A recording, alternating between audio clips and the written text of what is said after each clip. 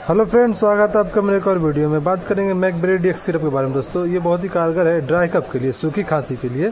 इसकी कंपोजिशन होती है डेक्स्ट्रोमेथर्फेन, हाइड्रोब्रोमाइड और क्लोरोफेनिरामाइन होते हैं। ये सूखी खांसी होती है उसके लिए बहुत ही कारगर है दवा। इसकी डेक्स्ट्रोमेथर्फेन 10 mg और क्लोरोफेनिरामाइन 4 mg होते हैं। ये सर्दी के लक्षण को भी ठीक करती है। इसके MRP की बात करें तो ये 115 रुपये की आती है।